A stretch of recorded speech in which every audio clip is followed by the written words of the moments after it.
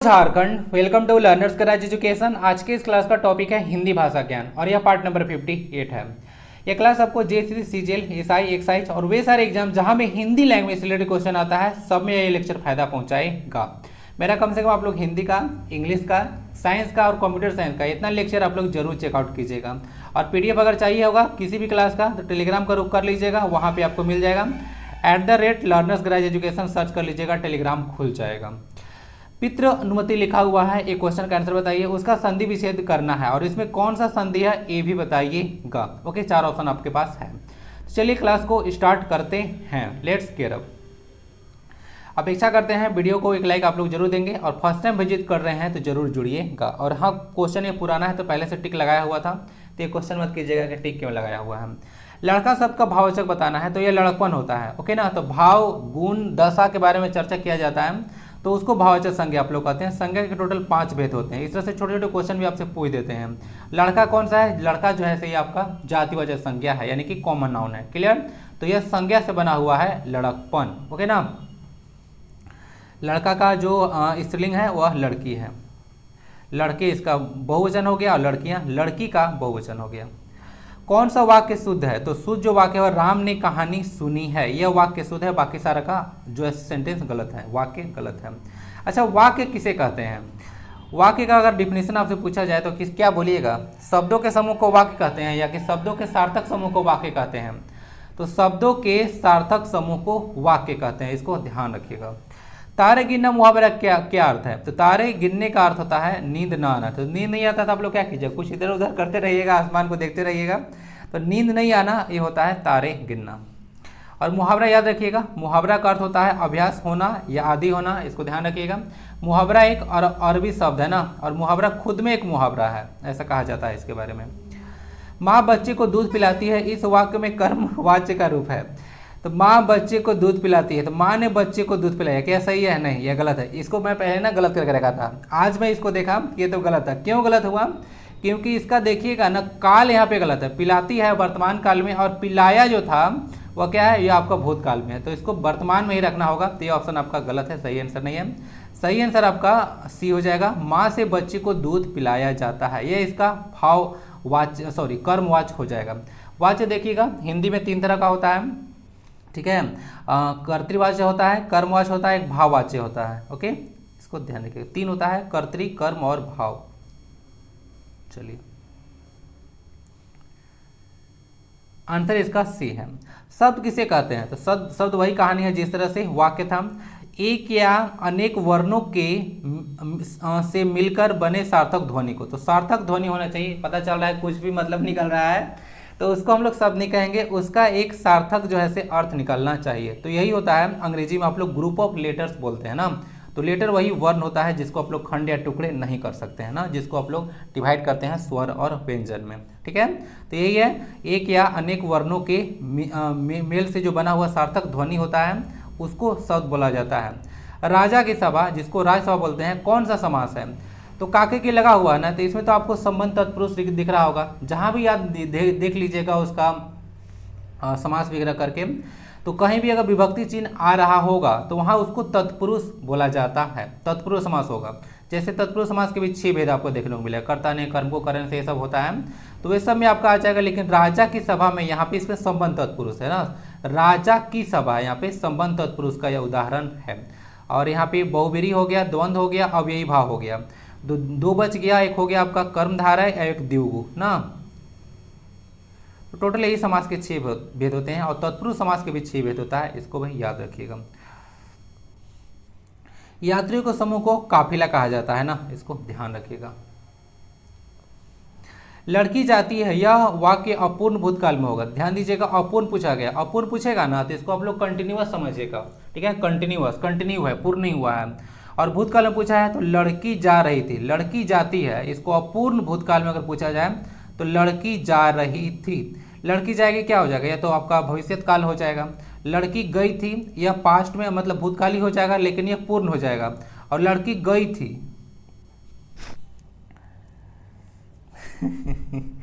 Option भी interesting है नहीं, दोनों में कोई अंतर लग रहा है आपको? मुझे तो नहीं लग रहा है। तो आंसर इसका ये हो जाएगा। ठीक है, ये दोनों से एक ही तरह का वाक्य है। जिसे किसी बात की जानने की इच्छा हो उसे क्या कहते हैं? तो जिसे जानने की इच्छा होता है उसे जिज्ञासु बोलते हैं। जिसे जानने की इच्छा, तो जानने की इच्छा जो होता है उसको जिज्ञासु बोला जाता है। और जीने की इच्छा को क्या कहते हैं? आज ही के क्लास में आंसर मिल जाएगा। आंसर दीजिए आप लोग। जीने की इच्छा को क्या कहा जाता है? जानने की इच्छा को तो जिज्ञासु हो गया, ठीक है। और जानने की इच्छा को क्या बोलते हैं? नास्तिक वो पर्सन होता है जिसका जो है से भगवान विश्वास नहीं रखता है। सदाचारी जो अच्छा विचार रखता है। हम आंखों से देखते हैं, इस वाक्य में आंखों से कौन सा कारक है? तो कर्ता ने कर्म को करण से, तो इसमें करण जो है से कारक आपको देखने को मिलेगा। हम आंखों से देखते हैं, ठीक है। ध्यान दीजिएगा यहाँ पे से जो है से विभक्ति चिन्ह लगा हुआ है, और विभक्ति चिन्ह को परसर्ग चिन्ह के नाम से भी जाना जाता है, ठीक ना। टोटल 8 विभक्ति चिन्ह होता है, जैसे पता होगा। तो यहाँ पे करण से था। दूसरी बात है, से जो होता है ना, से आपादान कारक का भी चिन्ह होता है। आपादान कारक क्यों? क्योंकि आपादान जो होता है वहाँ से भी से आता है, लेकिन ये जो होगा वह विलगाव के लिए यूज किया जाता है, यानी कि कोई चीज़ जुदा होता है उस केस में यूज किया जाता है आपादान कारक ना। जैसे पेड़ से पत्ते गिरते हैं, ओके, तो वहाँ पे भी से विभक्ति चिन्ह लगा हुआ है, लेकिन वह आपादान कारक होगा, न कि करण कारक। कर्ता ने कर्म को करण से, तो करण का 2 विभक्ति चिन्ह होता है, करण से या द्वारा, ठीक ना। इसको भी याद रखिएगा। तुलसीकृत, आपको समास वगैरह करके बताया था, तुलसीकृत, तो तुलसी द्वारा कृत, तो वहां भी करण तत्पुरुष ही, करण तत्पुरुष मतलब मतलब तत्पुरुष समास ही था उसमें ना, तुलसीकृत में, वो भी याद रखिएगा। तो से और द्वारा इसका विभक्ति चिन्ह होता है। और ये वाला में कंफ्यूजन नहीं होना चाहिए, आपादान का भी से होता है। इनमें क्रिया विशेषण कौन सा है? तो क्रिया विशेषण किसे कहते हैं? जो क्रिया की विशेषता बतलाता है उसे क्रिया विशेषण कहते हैं। जैसे अगर वाक्य, अगर एक मैं उदाहरण लूं तो वह धीरे धीरे चलता है, तो चलना यहाँ पे क्या है? क्रिया है। तो क्रिया के बारे में कौन बता रहा है? तो धीरे धीरे जो है से इसकी व्याख्या कर देगा, ओके। तो यह जो है से क्रिया विशेषण है। चालाक क्या है? चालाक जो है से एक विशेषण है। जैसे चालाक लड़का या चालाक लड़की, तो क्या हो गया? यह विशेषण है, ठीक है। लड़का या लड़की के लिए यूज किया जा सकता है, जैसे चालाक लोमड़ी तो चालाक लोमड़ी, तो लोमड़ी के लिए यह प्रयुक्त हो गया। लोमड़ी क्या है? एक संज्ञा है, तो इसके लिए यूज किया गया है, तो यह एक विशेषण है। लड़का संज्ञा है, और हम क्या है? हम जो है से एक सर्वनाम है ना, यह सर्वनाम है, ओके। दांतों तले उंगली दबाना, इस मुहावरे का अर्थ है, तो इसका मतलब होता है आश्चर्य होना। दांतों तले उंगली दबाना यानी कि बहुत ज्यादा आश्चर्य होना। निम्नलिखित में से नेत्र का पर्यायवाची नहीं है? दीर्घ, कुमुद, अक्षी या फिर लोचन। यहाँ पे कुमुद का मतलब कमल होता है, कहीं कहीं देखिएगा तो इसका अनेकार्थी शब्द में चांदी भी इसका अर्थ होता है, तो यह इसका पर्यायवाची नहीं है। और अक्षी देख लीजिएगा, एक तत्सम शब्द है ना, इसको बताना चाहूंगा। यह एक तत्सम शब्द है, और इसका जो तद्भव रूप होगा वह होता है आंख ना, इसको देख लीजिएगा, आंख। अक्षी का तद्भव आंख होता है, ठीक है। चलिए, तो नेत्र के सब पर्यायवाची हो गए। नयन होता है, नेत्र होता है, लोचन होता है, अक्षी हो गया, दीर्घ हो गया, सब जो है से नेत्र आंख के पर्यायवाची है। कुमुद मतलब चांदी होता है, कमल भी होता है, और राजीव मतलब भी कमल होता है। निम्नलिखित में से कार्यालयी पत्र का सही भेद नहीं है। इसमें न कार्यालय यानी कि ऑफिशियल लेटर के बारे में बात किया जा रहा है, या सरकारी पत्र के बारे में बोलिए, तो देख लीजिएगा कार्यालयी पत्र इस तरह का आता है ना, तो जिसमें कुछ ऑप्शन आप देखिएगा, परिपत्र भी था, उसके बाद शायद स्मरण पत्र था एक ऑप्शन, एक साथ अधिसूचना था ना, या आवेदन पत्र जैसे कार्यालय पत्र में नहीं आता है, ठीक है। इसको देख लीजिएगा, तो आंसर इसका टी है। परिपत्र, अधिसूचना, स्मरण पत्र ये सब कार्यालय पत्र में आता है, आवेदन पत्र नहीं आता है। बहुत कष्ट होना अर्थ के लिए निकटतम मुहावरा क्या है? छाती पर धर कर ले जाना, छाती पर मूंग दलना, छाती फटना या फिर छाती पीटना। देखिए, बहुत कष्ट होना का मतलब होता है छाती फटना, इतना दर्द हो रहा है कि अंदर से बर्दाश्त नहीं हो रहा है, तो समझिए कि छाती फट गया। छाती पीटना मतलब होता है ना बिलख बिलख कर रोना, ठीक है। और छाती पर मूंग दलना मतलब होता है नजदीक रहकर जो है नुकसान करना या कष्ट देना, ओके। चलिए, आंसर इसका सी है। जीने की इच्छा, जैसे वहां से पूछा था जानने की इच्छा, ठीक है ना, तो जानने की इच्छा था, यहाँ पे जीने की इच्छा है, तो जीने की इच्छा को जिजीविषा बोलते हैं ना, जिजीविषा बोला जाता है। आंसर इसका सी है। बंधन का विपरीतार्थक शब्द नहीं है, यानी कि विलोम शब्द कौन सा नहीं है? निर्बद्ध लिखा हुआ है, मुक्ति, मोक्ष या फिर कैद। तो आंसर तो इसका डी हो जाएगा, पता चल गया होगा, इजी क्वेश्चन है, निर्वध, मुक्ति और मोक्ष। और देखिए हिंदी लैंग्वेज से क्वेश्चन ना मतलब ज़्यादा टफ आपको पूछे नहीं जाते हैं, और मैं प्रीवियस ईयर क्वेश्चन इसीलिए मैं पढ़ाता हूँ क्योंकि देखिएगा अलग अलग एग्जाम में आज से नहीं, मैं बहुत पहले से ना प्रीवियस ईयर क्वेश्चन को देख रहा हूँ, बहुत ही ज़्यादा रिपीट करते हैं। ये क्वेश्चन इस एग्जाम में आया हुआ है तो फिर दूसरा एग्जाम होगा तो उसमें जो है इसका वाला क्वेश्चन पूछ देगा, तो बहुत ही ज़्यादा रिपीट होता है, इसीलिए मैं प्रीवियस ईयर क्वेश्चन आपको पढ़ाता हूँ। तो कैद इसका हो जाएगा मोक्ष, महापरिनिवारण पढ़े ना तो वही मोक्ष होता है। गधा का समानार्थक शब्द कौन सा है? खर है, धूसर है, रासव है या फिर उक्त सभी। उक्त मतलब जितना भी सब बोला गया है, उक्त मतलब कही हुई ना, उक्त मतलब होता है कही, तो जितना भी कहा गया है, मतलब एक लास्ट क्लास में शायद उक्त शब्द आया था तो उस समय मैं नहीं बताया था, तो उक्त मतलब जितना भी कहा गया सब। तो खर हो गया, धूसर हो गया, रासव हो गया, सबका मतलब गधा होता है, ठीक है ना, इसको देख लीजिएगा।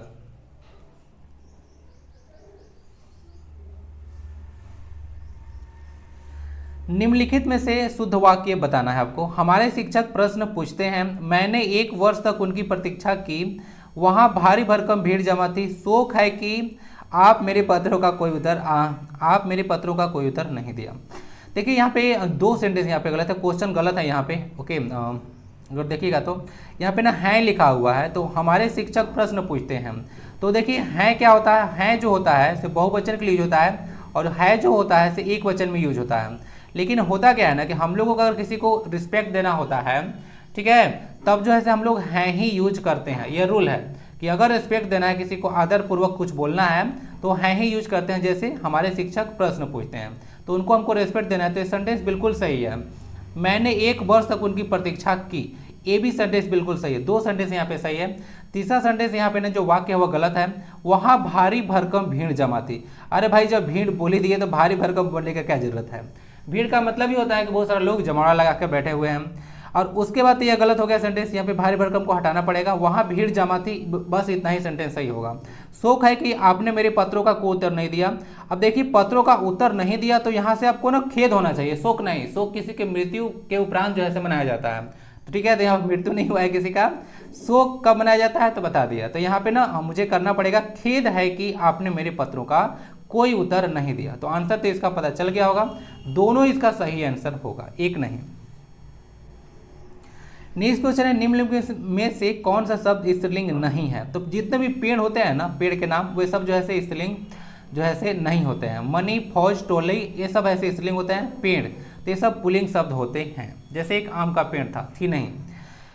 जो क्वेश्चन पूछा गया था वो आ चुका है। पितृनुमति लिखा हुआ है, उसका संधि विच्छेद करना है, तो पितृ प्लस अनुमति हो जाएगा। ओके, पितृ प्लस अनुमति। इसमें देखिएगा तो यहाँ पे री लगा हुआ है, हर्षी जिसको आप लोग बोलते हैं, और प्लस में अ लगा हुआ है, तो री प्लस अ मिलकर र बन गया, तो क्या हो गया? तो यहाँ पे ना यन संधि का यह रूल होता है, ठीक है।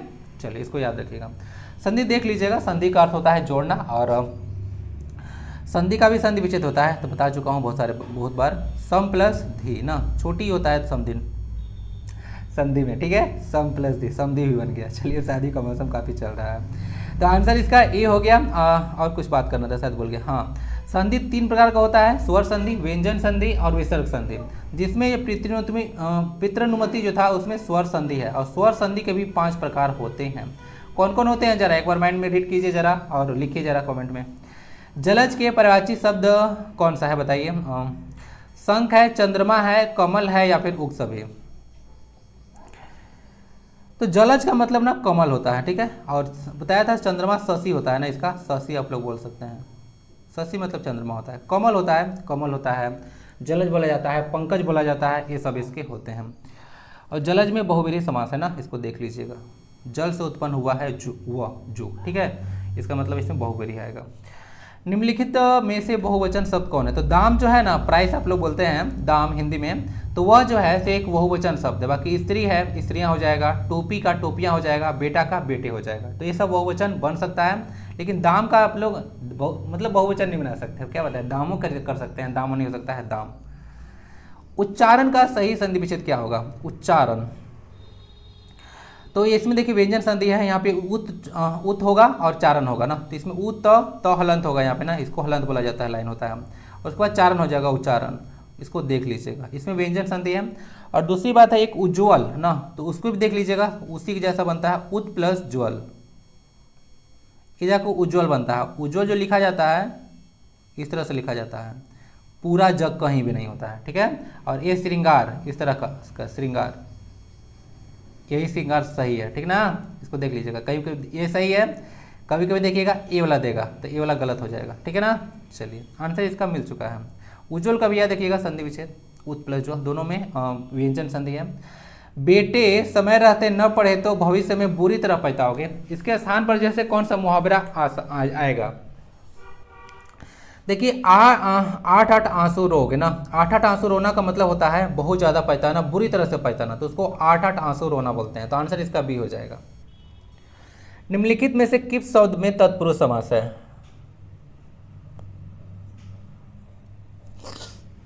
देखिए अभी बताया था कि जलज में जल से उत्पन्न होता है, जल में उत्पन्न होता है वह जो, ठीक ना, तो उसको बोला जाता है बहुब्रीहि समास। तो यह बहुब्रीहि समास है, जलज कमल के लिए यूज होता है।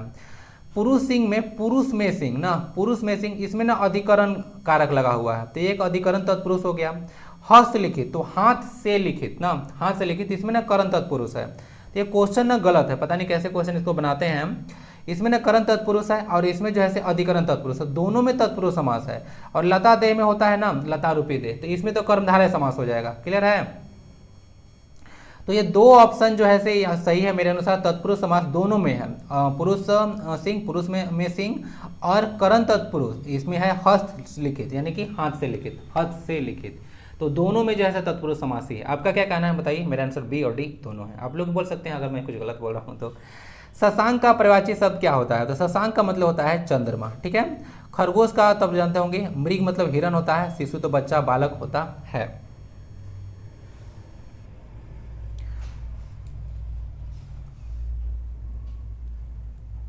और खरगोश के लिए शशक भी होता है पर्यायवाची शब्द, शशक होता है, और शशा भी यूज किया जाता है। समय के अनुसार काम करना चाहिए, अर्थ की बोधक लोकोक्ति है, समय के अनुसार काम करना चाहिए। इसमें होगा का वर्षा जब कृषि सुखाने, तो इसके लिए लोकोक्ति है ना, का वर्षा जब कृषि सुखाने, यानी कि जब खेती सूख गया तो उसमें पानी बरसा तो क्या वर्षा, बात समझ में आ रहा है। तो इसको लोकोक्ति बोला जाता है। लोकोक्ति लोगों के बीच जो है से प्रचलित जो है से एक तरह का उक्ति होता है, लोग कहते हैं, तो उसको ऐसे लोकोक्ति बोला जाता है। तो का वर्षा जब कृषि सुखाने, ठीक है, इसका मतलब होता है कि समय के अनुसार काम करना चाहिए। समय रहते अगर पानी होता तो कृषि अच्छा होता। अरे भाई कृषि अच्छा, इस तरह से ऐसे लिखा जाता है, कुछ कुछ हिंदी में ऐसे चलता है। जिसकी आशा न की गई हो वाक्य के लिए एक शब्द है, तो उसको ना अप्रत्याशित बोला जाता है। देख लीजिएगा, इसका वर्तनी भी हो सकता है कि आगे आपसे पूछ दे कि अप्रत्याशित कैसे लिखा जाता है। 4 ऑप्शन देंगे तो यही सही है, अप्रत्याशित। 100 में यहाँ पे छोटी है, प मेरा इस तरह वाला है, और आधा त यहाँ पे लगा हुआ, तय संयुक्त आकार है। उसको देख लीजिएगा, जिस समास के दोनों ही पद प्रधान हो तो उसको द्वंद्व समास बोलते हैं। द्वंद्व युद्ध होता है ना 2 पर्सन के बीच में, तो उसको दिया देखिएगा दोनों ही पद प्रधान होता है। द्विगु समास का पहला पद संख्यावाची होता है। तत्पुरुष समास तो ये बताया था, विभक्ति चिन्ह का लोप हो जाता है, और इसमें उत्तर पद प्रधान होता है, और इसमें विशेषण और विशेष्य का उबंध होता है कर्मधारय समास में। ओके, चलिए इनमें से एक शब्द घोड़ा का पर्यायवाची शब्द नहीं है। असम, सैंधव, घोटक, तुरंग। तो सैंधव मतलब घोड़ा होता है, घोटक मतलब घोड़ा होता है, तुरंग मतलब घोड़ा होता है, और बाजी मतलब भी घोड़ा होता है, बाजी, ये वाला बाजी। तो अस मतलब ना पत्थर होता है। अस मतलब क्या होता है, पत्थर, पत्थर यानी कि पाषाण। पाषाण काल पढ़े है ना, तो पाषाण मतलब पत्थर, पत्थर का औजार होता था, इसीलिए उसको पाषाण काल बोलते हैं। तो आंसर इसका ही हो गया, अस मतलब पाषाण होता है। पोखर का तत्सम क्या है। पोखर, पुष्कर, प्रखर, पोषक या फिर प्रकर लिखा हुआ है, तो इसका ना तत्सम रूप पुष्कर होगा, यानी कि पोखर जो है से एक तद्भव रूप है, तो इसका तत्सम पुष्कर होगा। ठीक है, पुष्कर तो पता होगा, ऊँट का मेला लगता है राजस्थान में, राजस्थान या अजमेर मेला लगता है, ऊँट का मेला लगता है बहुत ज़्यादा अजमेर में, और शायद यह मेला कार्तिक पूर्णिमा को लगता है ना, देख लीजिएगा इसको। अनविज्ञ का विलोम शब्द क्या होगा। विज्ञ है, अविज्ञ है, अज्ञ है, अविज्ञ है। सब वर्ड अपने आप में एक चैलेंजिंग है, बहुत ही ज़्यादा टफ है क्वेश्चन यह। अनभिज्ञ का मतलब क्या होता है। अनभिज्ञ मतलब ना उसको कुछ पता नहीं है, कोई चीज़ के बारे में उसको पता नहीं है, जानकारी नहीं है, उसको अनभिज्ञ बोलते हैं। जैसे बोलते हैं ना कि वो इस मामले में ना पूरा अनभिज्ञ है, यानी कि उसके बारे में पता ही नहीं है, मूर्ख नहीं है, वो पता ही नहीं है उसको। मूर्ख और अनभिज्ञ में अंतर होता है। कोई चीज़ के बारे में आपको भेद नहीं है, पता नहीं है, पता नहीं है, इसका मतलब ये नहीं है कि आप मूर्ख हैं। कोई चीज़ के बारे में जानकारी न होना वह अनभिज्ञ होता है। तो अविज्ञ होता है यानी कोई चीज़ आपको पता है। तो देख लीजिएगा, अविज्ञ मतलब कुशल होता है, अज्ञ का मतलब मूर्ख होता है, विज्ञ मतलब जानकार होता है, और अविज्ञ का मतलब होता है अनाड़ी। सब वर्ड को देख लीजिएगा अच्छा से सबको। That's it for this class में इतना ही क्वेश्चन था आज का, जो कि प्रीवियस ईयर क्वेश्चन था किसी एग्जाम का, मुझे एग्जैक्टली याद नहीं है। ऐसे ही क्वेश्चन आपको मिलते रहेंगे। वीडियो जैसा भी लगे आप लोग जरूर बताइएगा लाइक कर और फर्स्ट टाइम आ रहे हो चैनल पर तो जरूर जुड़िएगा। ओके, वंदे भारतम, जय हिंद।